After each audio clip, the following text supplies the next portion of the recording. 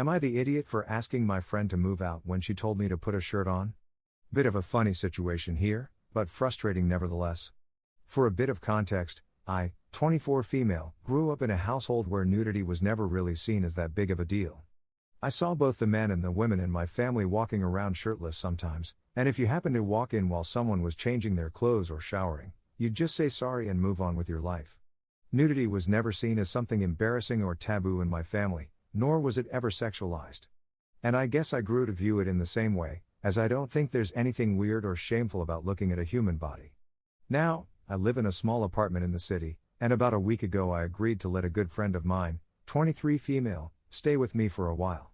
She's in her last year of university but recently got kicked out of her university's dorms. And since the rent prices in our city are pretty ridiculous, living with me was her best option. The thing is, I sleep without a shirt on at night, and when I get up in the morning and go to the kitchen to make breakfast, I don't usually bother to put a shirt on. I pretty much walk around the house naked from the waist up for about 30 minutes while I go through my morning routine, brush my teeth, feed the dog, eat breakfast, etc. I do eventually put a shirt on when I start getting ready to go out, but there's still 30 minutes or so of boobs every morning, and this bothers my friend a lot. She's always nagging me to put a shirt or a bra on and says it weirds her out how I can just walk around naked where she can see me. I explained the whole situation to her and assured her that there's really nothing sexual or strange about it, it's just what I'm used to and how I feel most comfortable. She kept insisting though, and today I jokingly told her that if she doesn't like it, she can just move out. I made it clear that I don't actually intend to kick her out, but I guess she still got really upset by that comment since she hasn't said a word to me since this morning. Am I the idiot? I know it's a bit petty, but it's also my apartment. How are you gonna live in someone's apartment rent-free and complain about something as stupid as them not putting a shirt on when you want them to? I agree with the sentiment that it could be a nice thing to just toss something on. But I actually disagree that we should be viewing it as forcing nudity on anyone because like free the nipple. If men can be shirtless in public and it not be considered nudity, women should at the very least be allowed to be in their apartment topless and not be told they are inappropriate. This can be a chance to grow and get rid of an archaic, misogynistic mindset about boobs for the friend. Or she can leave. Not the idiot OP, let the girls breathe. You are the idiot. This actually makes it even worse because the girl is a guest in her home and now has to unwillingly consent to something that makes her uncomfortable. If you're raised to be comfortable with the human form in all its glory, that's wonderful, but there are still a ton of puritanical ideals that govern today's society and not everyone is raised to be so open. If OP were a man with his junk swinging in the breeze, we would be labeling it sexual aggression even though the penis has more than one biological function. Maybe breasts shouldn't be sexualized, but they are, and until we can treat the underlying misogyny involved, it's going to continue to be a problem. OP, you said you get that's not how this works, but you're wrong. In this instance you've invited her as a guest in your home, and as such you have an obligation to not go out of your way to make her uncomfortable. Right now what you're doing is invalidating her feelings. You have every right to walk around however you please when it's just you, but you have no right to demand that anyone else be subjected to something they're not comfortable with. Right now you need to seriously consider what's more important, helping your friend or being naked. Literally the easiest thing in the world to do is throw on a robe or t-shirt. Is this the hill you're willing to kill this friendship on? Soft, you are the idiot. I say this as a massive feminist and someone comfortable with nudity, but you are forcing nudity on her without her consent. Yes, you are doing her a massive favor, but did you pre-warn her that a condition of that generosity was daily nudity? I have a best friend who is very uncomfortable with bare breasts and several who aren't. I don't force her to see my naked breasts because I love and respect her and want her to be comfortable. Me covering up doesn't make me uncomfortable or inconvenience me, I just make sure I've got my bra or top on by the time she comes over or make sure I change in a different room when we travel together. It's a very small change that doesn't hurt me but means a lot to my friend. It's your house and your hill to die on. However, is it really worth making a friend homeless because you don't want to chuck a t-shirt on for a friend? I know Reddit absolutely loves a black or white, my way or the highway, my house my rules situation, but I'm an old lady and I just don't see the point in ruining a friendship for a small compromise. Do you have to? No. Could you, to be kind and accepting to someone who is meant to mean something to you? Yes. Am I the idiot for starving and poisoning my friend's kids? I, 24 female, have been a vegetarian for 10 years and I find that Indian food has some of the best vegetarian dishes, so that is what my diet mostly consists of, although I do love cooking vegetarian food from different cuisines as well. So, for the past month or so, after my friend, 36 female, started a new job. I have been looking after her kids, 6 male, 7 male and 9 male, from 11:30 to 4, Monday to Friday, as she works from 12 to 8 p.m. Her husband, 42 male, from 7 a.m. to 3:30 p.m., and they can't afford childcare. I don't take any money from them for this as I know they both work minimum wage jobs and do struggle, so I'm happy to help out where I can. During the time that the kids are with me, they have lunch and a snack. Since I'm cooking for everyone, it's usually Indian and vegetarian. Although I do tone down the spices for lunch since they are kids. And for a snack I give them fruits, chips, sandwiches with juice or milk. The kids love the food and always leave a clean plate, and the older one usually goes in for seconds as well. I have had no issues so far. Well, yesterday, my friend came over to my house and started berating me for starving her children and poisoning them by not feeding them normal food with meat in it. She demanded that I start cooking them proper food with meat, only using salt, pepper and garlic, or she would call CPS on me for child abuse and neglect. Apparently her kids now don't want to eat the food she and her husband cook and say that it's bland, and keep asking for my food, and that it's all my fault. I refused and told my friend that I will no longer be able to watch her children, and now she's even angrier with me, and both her and her husband are calling me an idiot and saying that they don't have any other childcare options. It's not a question of being able to afford the meat, as I work from home as a software developer and have a lot of free time throughout the day as well, but the food I cook has plenty of protein, carbs and fats and all other macros, and the children have never asked for meat either. Am I the idiot and should I just buy meat and let the kids make ham and cheese sandwiches for lunch? I feel guilty that they will struggle to pay for childcare if I don't take care of the kids. Edit to add. Adding this since I'm being asked this question a lot. The kids are not in regular school during that time. Their parents took them out a few months ago due to COVID cases still being high, and it being impossible to have kids social distancing. They are being homeschooled is what I've been told. What does she think CPS will do to her babysitter if she calls them? The worst that will happen is that they will say you can't babysit them anymore. Talk about cutting off your nose to spite your face. Not the idiot, keep cooking what you want. LOL, can you imagine? Our free babysitter isn't giving meat to our kids, help. After our investigation, we conclude that it would be in your best interest to find other childcare arrangements. We can't afford that. She has to watch them. Just make her cook meat for my babies who don't even care. Not the idiot. What is she going to do? Call CPS and say that her free childcare provider isn't feeding her children meat? If she hadn't flown off the handle and just talked about how the kids preferred your food, I would have offered to show her how you cook, but she went nuclear immediately. You don't get to treat someone who is helping you out like absolute garbage, make demands of them, and then get upset when that person ceases providing free support. This is why you do not bite the hand that feeds, in this case, delicious vegetarian meals. The parents were that concerned, the least they could do is provide lunch when the children were dropped off. Either this isn't real or you're friends with a couple of complete morons.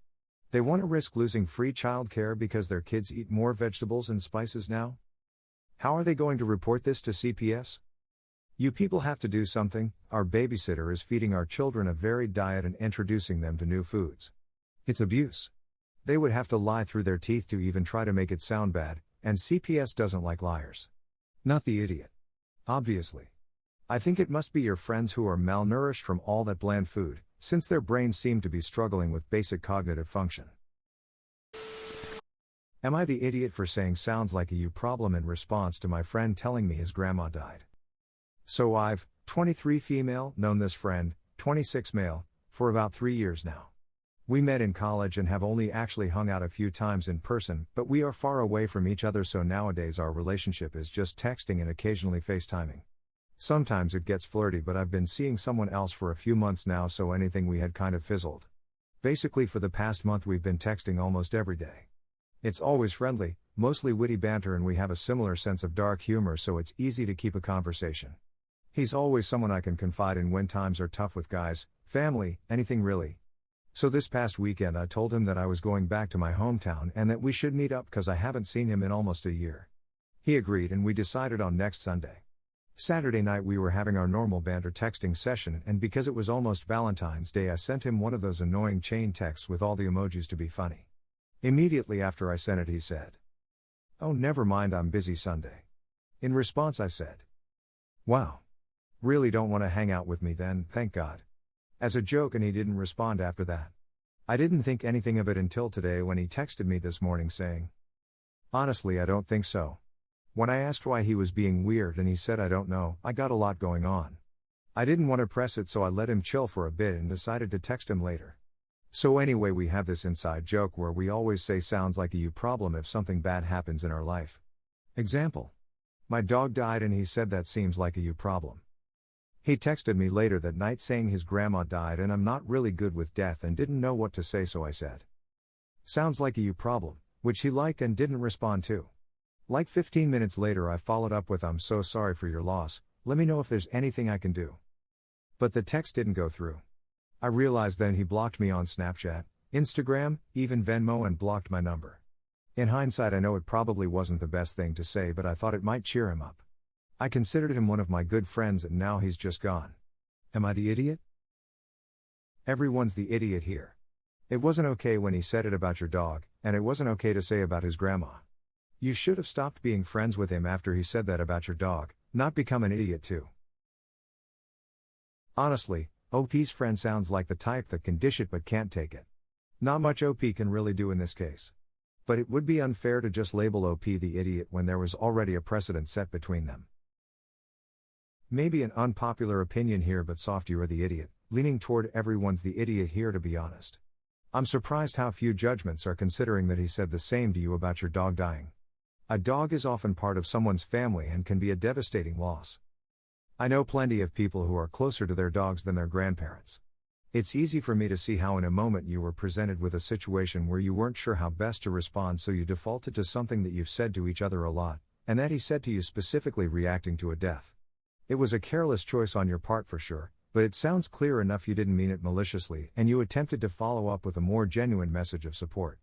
He's certainly entitled to feel very hurt, but I think if he's a true friend then it was over the top to go straight to blocking you without a word.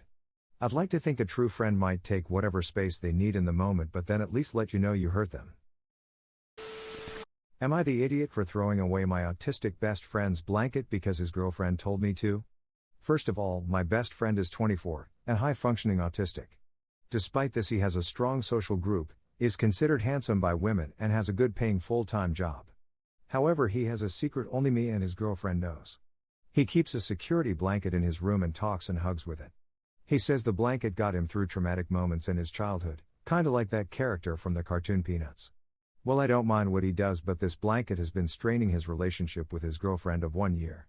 She tells me he gives more love to the blanket when he's stressed out, and she feels like he loves the blanket more than her. So she asked me to get rid of it, and when he was at work I took the blanket away and threw it in the local dumpster. When he came back we explained everything to him and he broke down in tears and locked himself in a room. It's been 2 days. His girlfriend says he's not talking to anyone and he's still in his room and skipping work. I tried calling him only for him to ignore my calls. Am I in the wrong in this? I feel like he should take responsibility in this relationship considering he is an adult. Me and his girlfriend agree he shouldn't be fixating on this object and move on from his childhood. Edit. I have finished my shift and have read the comments. Upon some reflection I realized how much of a problem I caused. My in real life friends all sided with me saying that his girlfriend deserves a better guy, saying it's just a blanket. This has led me to believe I was in the right. For those saying I'm sleeping with my friend's girlfriend, I am not. I have a partner of my own. I sided with her as I want to fix their relationship, as I don't want my friend to become a bitter incel again like in high school. I am currently leaving work to drive to the dumpster I threw the blanket in. Luckily it doesn't get emptied until next week. I'll let you guys know if I find it. Edit 2. I have found it. I am taking it to a professional cleaner first thing in the morning. You are the idiot. His girlfriend is also a major idiot. The blanket was his coping mechanism, something that is highly encouraged by therapists to find. I cannot believe you did that. He deserves so much better than the two of you. What a horrible thing to do.